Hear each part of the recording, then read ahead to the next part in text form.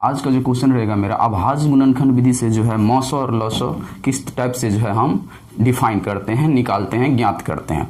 तो सबसे पहले जब भी आपको अभाज्य गुणनखंड विधि से एचसीएफ और एलसीएम निकालने के लिए दिया जाएगा तो आपको सबसे पहले इसमें जानना ये जरूरी है कि अभाज्य संख्या क्या होता है और दूसरा कि गुणनखंड मीन्स फैक्टर क्या होता है। अभाज्य संख्या का मतलब होता है ऐसा कोई भी नंबर, चाहे वो नंबर हो चाहे डिजिट हो। नंबर हम कहते हैं जो नंबर हम उसे कहते हैं जो दो या दो से अधिक डिजिट से मिलकर बनता है, उसे हम नंबर कहते हैं। डिजिट हम उसे कहते हैं जो सिर्फ सिंगल नंबर अंक का हो, उसे हम डिजिट कहते हैं। डिजिट होता है 0 से लेकर के 9 तक, ये डिजिट होता है, और 10 से लेके इन्फिनिटी तक जो होता है वो नंबर होता है, और ये 0 से लेकर के 9 तक जो होता है वो होता है डिजिट। अब हम जानते हैं कि अभाज्य संख्या क्या होता है। अभाज्य संख्या का मतलब सिंपल सा होता है प्राइम नंबर। हम वो सारे नंबर को बोलेंगे जो 1 से डिवाइड होगा और खुद से डिवाइड होगा, स्वयं से डिवाइड होगा और किसी नंबर से डिवाइड नहीं होगा, वो होता है अभाज्य नंबर। फॉर एग्जांपल के लिए देख लीजिए, जैसे हम लेते हैं 5 1 से जाएगा, 1 5 जा 5 और 5 से डिवाइड होगा, 5 1 जा 5, और ऐसा कोई नंबर नहीं है जो इसको डिवाइड करेगा, इसीलिए 5 एक अभाज्य संख्या है। फिर देख लीजिए यहाँ हम लेते हैं 7 कौन सा नंबर है? अभाज्य नंबर है। क्यों? अभाज्य नंबर का डेफिनेशन है जो नंबर 1 से डिवाइड होगा और खुद से डिवाइड होगा और किसी नंबर से डिवाइड नहीं होगा, वो होता है अभाज्य। तो ये 1 से जाएगा और 7 से, 7 1 जा 7, 1 1 जा 1, तो ये भी अभाज्य संख्या है। और ले लीजिए जैसे हम लेते हैं 11 भी एक अभाज्य नंबर है, ये 1 से जाएगा और खुद से जाएगा और कोई नंबर इसको डिवाइड नहीं करेगा, ये होता है अभाज्य संख्या। अभाज्य संख्या कौन नहीं होता है? जैसे हम मान के चलिए यहाँ पे लेते हैं 9, तो 9 1 से जाएगा, स्वयं से जाएगा। अगर इसको कोई दूसरा नंबर डिवाइड करेगा तो ये अभाज्य नहीं होता है। जैसे अब ये 3 से भी चला जाएगा तो ये अभाज्य नहीं है। अभाज्य हम उस सारे नंबर को कहते हैं जो 1 से डिवाइड होगा और खुद से डिवाइड होगा, सिंपल है। चलिए अब हम जान लेते हैं फैक्टर क्या होता है, गुणनखंड। गुणनखंड का मतलब क्या होता है? किसी नंबर का जो हम एलसीएम लेकर के जो वैल्यू रखते हैं वो होता है उसका गुणनखंड, फैक्टर। दो तरीका से किसी नंबर का गुणनखंड निकाल, जैसे हमको मान के चलिए 9 का गुणनखंड निकालना है। गुणनखंड का मतलब क्या होता है? किसी नंबर का टुकड़ा। जैसे 9 का गुणनखंड निकालना है तो क्या क्या होगा? 1 से डिवाइड होगा, ये 3 से डिवाइड होगा और 9 से। तो 9 का गुणनखंड क्या क्या होगा? 1 3 9, 1 3 9, ये हुआ उसका गुणनखंड। अब चलिए तीसरा नंबर पे जाते हैं कि अभाज्य गुणनखंड क्या होता है। अब अभाज्य गुणनखंड जान लेते हैं। अभाज्य गुणनखंड का मतलब होता है ऐसा गुणनखंड या ऐसा किसी नंबर का टुकड़ा जो 1 से डिवाइड होगा और खुद से डिवाइड होगा। कोई नंबर है उसको अभाज्य गुणनखंड के रूप में व्यक्त करना है तो सबसे पहले क्या करेंगे, हम उसका एलसीएम लेंगे। एलसीएम लेने के बाद जो वैल्यू आएगा वही उसका अभाज्य गुणनखंड होगा। देखिए अभाज्य गुणनखंड क्या होता है।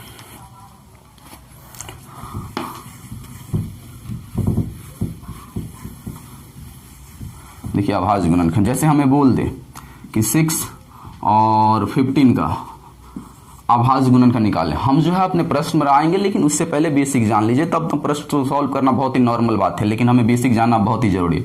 इसको बोलेगा अभाज्य गुणनखंड के रूप में व्यक्त करो, तो सिंपल क्या करेंगे, हम 6 का जो है एलसीएम लेंगे।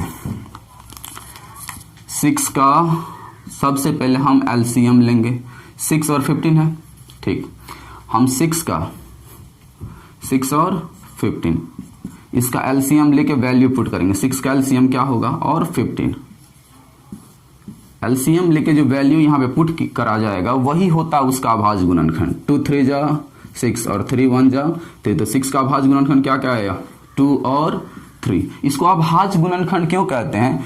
कोई नंबर रहेगा, अगर वो नंबर को आपको अभाज्य गुणनखंड बोल रहा है, मीन्स कि उसका ऐसा टुकड़ा आपको बोल रहा है बनाने के लिए कि जो 1 से डिवाइड हो, खुद से डिवाइड, क्योंकि बोला अभाज्य होना चाहिए और उसका टुकड़ा गुणनखंड का मतलब तो टुकड़ा, मतलब इसका ऐसा टुकड़ा बना देना है जो 1 से डिवाइड होगा, खुद से डिवाइड होगा। जब भी बोलेगा तो आप एलसीएम लेके वैल्यू पुट कर दीजिए, अभाज्य हो जाएगा। क्यों अभाज्य गुणनखंड है ये? गुणनखंड इसलिए क्योंकि ये इसका टुकड़ा बन गया। गुणनखंड का मतलब तो टुकड़ा। अभाज्य क्यों इसका नाम पड़ा? क्योंकि ये 1 से डिवाइड होता है और खुद से डिवाइड होता है, 1 से डिवाइड होता है और खुद से डिवाइड होता है, इसीलिए इसका नाम जो है अभाज्य गुणनखंड पड़ा। ठीक है, अभाज्य गुणनखंड, इसके नाम से आपको जो है क्लियर हो गया होगा कि इसको अभाज्य गुणनखंड क्यों बोला जाता है। अब 15 का क्या होगा? तो 3 5 जा 15, अब 5 1 जा 5, तो यहाँ पे 3 इंटू 5, ये दोनों नंबर को भी गौर से देखिएगा तो आपको जो है अभाज्य समझ में आएगा कि ये 3 1 से जाता है, खुद से जाता है, 5 1 से जाता है, खुद से जाता है। ये अभाज्य गुणनखंड के रूप में कंप्लीट है। अब क्वेश्चन मेरा क्या है, क्वेश्चन है कि अभाज्य गुणनखंड की मदद से जो है आप HCF और LCM डिफाइन कीजिए। तो जब भी आपको अभाज्य गुणनखंड की मदद से HCF और LCM डिफाइन करने के लिए देगा तो आप जो है बनाएंगे एज इट इज, ऐसे ही लिखेंगे। अब इसमें से आपको HCF इसी में से ढूंढना है और LCM भी इसी में से ढूंढना है। तो करेंगे क्या, HCF क्या होता है, जो दोनों में उभयनिष्ठ होगा, जो दोनों में उभयनिष्ठ होगा वो सारा नंबर HCF में जाएगा। LCM क्या होता है, इस नंबर में जो उभयनिष्ठ होगा वो नंबर तो होगा ही, और जो एक्स्ट्रा में बच जाएगा उसको भी हम उसके साथ इंटू कर लेते हैं तो वो LCM बन जाता है। HCF होता है सिंगल, जो कॉमन होगा वो, अगर कॉमन नहीं कुछ हो रहा है तो 1 हो जाएगा। LCM क्या होता है, जो कॉमन होता है उसमें से तो हम लिखते ही हैं, और जो कॉमन नहीं होता उसको भी इंटू कर लेते हैं तो LCM निकल जाता है। चलिए समझाते हैं हम आपको। इसी का बोल देता आपको कि 6 और 15 का अभाज्य गुणनखंड विधि से मौसा और लौसा ज्ञात करो। तो करते क्या, एज इट इज बनाते, 6 का LCM अभाज्य गुणनखंड करते, 15 का अभाज्य गुणनखंड करते। ठीक, अब देखिए इसका HCF क्या हो जाता, अब यहाँ पे लिखते नीचे में HCF, तो यहाँ पे हम लिख देते हैं, स्पेस कम है। तो HCF क्या होगा, जो दोनों में कॉमन होगा। कॉमन देखिए यहाँ पे, कॉमन का मतलब क्या होता है, जो दोनों में मिलता जुलता रहे। तो कॉमन यहाँ पे 3 हो रहा है, तो जब कॉमन होता है तो उसमें से 1 लिखा जाता है, जो कॉमन होता है वो सिंगल लिखाता है। और कोई नंबर है 2 इसमें है, 2 इसमें नहीं है, 5 इसमें है, इसमें नहीं है, तो नहीं होगा। तो HCF हो जाएगा आपका 3। समझ में आप 15 में 6 से डिवाइड भाग विधि से भी करके देखिएगा तो इसका HCF 3 ही आएगा। अब चलिए LCM निकालने के बोले LCM भी ले लेते हैं। LCM क्या होगा, जो दोनों में मैच करेगा। मैच क्या कर रहा है, 3, वो तो लिखेंगे ही, और जो मैच नहीं किया है उसको भी लिखा जाता है इंटू करके। 2 मैच नहीं किया है 2, 5 मैच नहीं किया है 5, HCF LCM हो जाएगा 3 2 जा 6, 6 5 जा 30। तो आपका जो है 6 और 5 का HCF और LCM निकल के कंप्लीट है। अभाज्य गुणनखंड विधि से 6 और 15 का HCF होगा 3, LCM होगा 13। मैं आशा करता हूं कि आपको जो है ये अभाज्य गुणनखंड विधि से मौसा और लौसा समझ में आया होगा। चलिए और NCERT के क्वेश्चन की ओर चलते हैं।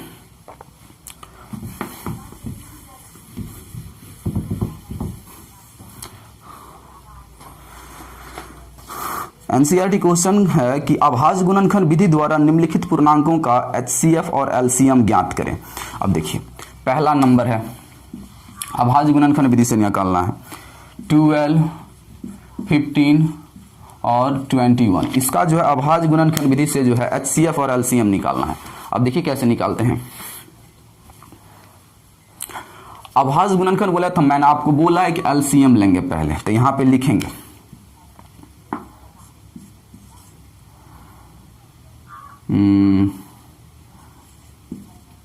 दी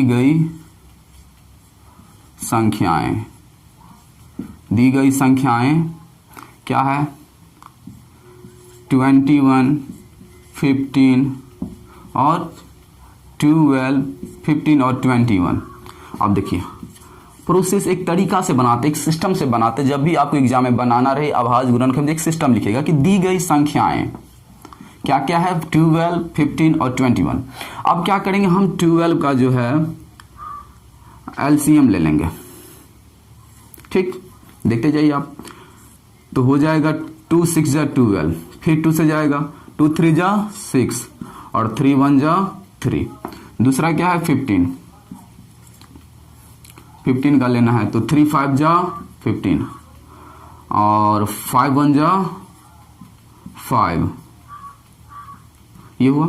और 21 थोड़ा बीच में इसके मतलब स्पेस छोड़ दीजिएगा, चिपका के नहीं लिखिएगा यहाँ पे। 3 7 जा 21, 7 1 जा 7।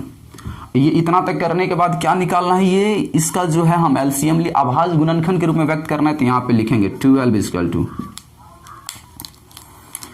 इक्वल टू क्या हो जाएगा, देखिए 12 बराबर हम क्या लिखेंगे, 2 2 3, 2 2 3। ठीक, इसके बाद क्या है 15 इक्वल टू क्या होगा, 15 इक्वल टू होगा 3 इंटू 5 और 21 इक्वल टू क्या होगा 3 इंटू 7।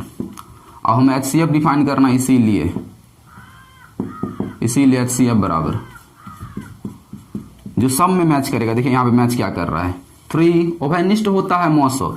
दी हुई संख्या का अभाज्य गुणनखंड में एलसीएम ले तो उसमें जो ओवैनिष्ट होता है वही होता है मौसो। यहाँ पे ये 3 दो नंबर हो या दो से अधिक नंबर हो, जो सब में मैच करता है वही एचसीएफ होता है। जब मैच नहीं करता है तो हम 1 लिखते हैं। मैच कर गया क्या चीज 3, और कोई नंबर है जो मैच कर रहा है तीनों में नहीं। अब चलिए एचसीएफ हो गया, यही एलसीएम निकालना है। एलसीएम देखिए क्या होगा, जो सब में मैच किया वो तो होगा ही 3। अब जो मैच नहीं किया टोटल को इंटू कर देना पड़ता है। 2 नहीं मैच किया है तो 2, फिर ये 2 मैच नहीं किया है 2, फिर ये जो है 5 बचा हुआ है 5, और फिर ये 7। अब सबको इंटू करेंगे हम। 2 3 जा 6, 6 2 जा 12, 12 5 जा 60, और 60 को जब हम 7 से इंटू करेंगे तो हो जाएगा 420। मैं आशा करता हूं कि आपको जो है अभाज्य गुणनखंड विधि से बनाना भी आया होगा, सिस्टम भी समझ में आया होगा कि किस तरीका से हम बनाए। अगर हम इस तरीका से बनाएंगे सिस्टम से, आपको तो 100% श्योर है हम कि आपको टोटल जो नंबर होगा आपको दिया जाएगा। चलिए दूसरा नंबर देख लेते हैं। दूसरा नंबर देखिए क्या है। दूसरा नंबर में है 17, 23 और 29। 70, 23 और 29, इसका बोला अभाज्य गुणनखंड विधि से जो है मौसा निकाले। तो यहाँ पे गौर से देखिएगा तो यहाँ पे अभाज्य गुणनखंड, यहाँ पे दी हुई संख्या जो है 17, 23 और 29, ये तीनों एक ऐसा नंबर है जो पहले से ही अभाज्य के रूप में व्यक्त है। अभाज्य संख्या ऑलरेडी है पहले से। यहाँ पे हमको अभाज्य बनाना पड़ रहा था क्योंकि ये तीनों का तीनों नंबर अभाज्य संख्या नहीं है, इसीलिए हमको एलसीएम लेना पड़ रहा था। लेकिन यहाँ पे जो है ये पहले से अभाज्य संख्या के रूप में व्यक्त है, तो हमें एलसीएम लेने की कोई जरूरत नहीं। हम ऑटोमेटिक जो है इसका एचसीएफ और एलसीएम डिफाइन कर सकते हैं। देखिए कैसे, सिंपल क्या है, हम कहेंगे यहाँ पे दी गई संख्या लिखेंगे, दी गई संख्याएं हैं क्या चीज 70, 23 और 29। उपरोक्त संख्या पहले से ही अभाज्य संख्या है, लिखेंगे ये सभी पहले से ही अभाज्य संख्या है, अभाज्य संख्या है, पहले से ही है, इसीलिए हमें एलसीएम नहीं लेना पड़ेगा। इसलिए 17 का अभाज्य गुणनखंड क्या हो जाएगा 17 होगा, 23 का अभाज्य गुणनखंड क्या होगा 23 होगा, और 29 का अभाज्य गुणनखंड क्या होगा 29 होगा। देखिए हमें एलसीएम नहीं लेना पड़ा, क्यों? क्योंकि अभाज्य संख्या का जब एलसीएम लीजिएगा तो उसमें एलसीएम नहीं लगता, उसका हम कोई कॉमन फैक्टर नहीं निकाल पाते हैं जो इसको डिवाइड कर पाए। तो इस कंडीशन में करते क्या है, हम अपना मन से 1 डाल देते हैं। इसका अभाज्य गुणनखंड क्या क्या एलसीएम लेने पर किसी नंबर से जाएगा नहीं, तो 1 से तो एलसीएम जाएगा क्योंकि हमें एचसीएफ डिफाइन करना है। तो एचसीएफ कुछ ना कुछ तो होना चाहिए जो कॉमन हो, और 1 से इंटू कर देने पर इसके वैल्यू में कोई चेंजिंग नहीं होता है। ठीक है, तो यहाँ पे देखिए अभाज्य संख्या का बोलेगा एचसीएफ निकालिए, एलसीएम निकाले तो बहुत आसान होता है। वो संख्या को जो है आप 1 से इंटू कर दीजिए, एलसीएम हो गया वो उसका। तो यहाँ पे एचसीएफ क्या होगा जो सब में मैच करेगा, यहाँ पे 1 1 1 सब में मैच कराई 1 हो जाएगा एचसीएफ। एलसीएम क्या होगा जो सब में है वो, तो 1 है सब में तो 1 लिखिए, और क्या है 17, 23 और 29। इस सब को आप इंटू कीजिएगा तो जो वैल्यू आएगा आपका 17 को 23 से इंटू कीजिए, फिर 23 ये दोनों को इंटू करने के बाद 29 से इंटू कीजिए, जितना वैल्यू आएगा वही हो जाएगा इसका एलसीएम। मैं आशा करता हूं कि आपको ये भी समझ में आया होगा। तो अभाज्य गुणनखंड विधि से आपको मौसो और लॉसो ज्ञात करना आ गया होगा कि अभाज्य गुणनखंड विधि से मौसो और लॉसो कैसे ज्ञात किया जाता है। एग्जाम में आएगा तब हम श्योर हैं कि आप बना पाएंगे। फिर एक बार रिपीट कर रहे हैं, तो अभाज्य का मतलब होता है जो नंबर 1 से डिवाइड होता है और खुद से डिवाइड होता है, किसी और नंबर से डिवाइड नहीं होता है, अभाज्य होता है। जैसे फॉर एग्जाम्पल ये स्टार्ट कहां से होता है, ये नंबर अभाज्य संख्या, ये जो स्टार्ट होता है वो 2 3 5 7 11 13 17 19 23 एटसेट्रा, ये सब जो होता है अभाज्य होता है। सबसे छोटी अभाज्य संख्या जो होता है वो 2 होता है। सबसे छोटी सम अभाज्य संख्या दुनिया में केवल 2 है, जो सम भी है और अभाज्य भी है। गुणनखंड का मतलब क्या होता है, किसी नंबर का टुकड़ा, वो होता है गुणनखंड। अभाज्य गुणनखंड क्या होता है, कोई नंबर है जो पहले से अभाज्य नहीं है। अब उसको जो है अभाज्य गुणनखंड के रूप में व्यक्त करना है, मतलब उसका ऐसा ऐसा टुकड़ा बना के रखना है जो 1 से भी डिवाइड होगा और खुद से डिवाइड होगा, किसी और नंबर से नहीं डिवाइड होगा, तो वही इसीलिए से बोला जाता है अभाज्य गुणनखंड, मतलब ऐसा टुकड़ा जो वो टुकड़ा सारा 1 से डिवाइड होता है, खुद से डिवाइड होता है। आज के लिए बस इतना ही। अगर वीडियो पसंद आ रहा है तो आप जो है वीडियो को शेयर कर सकते हैं। Thank you so much.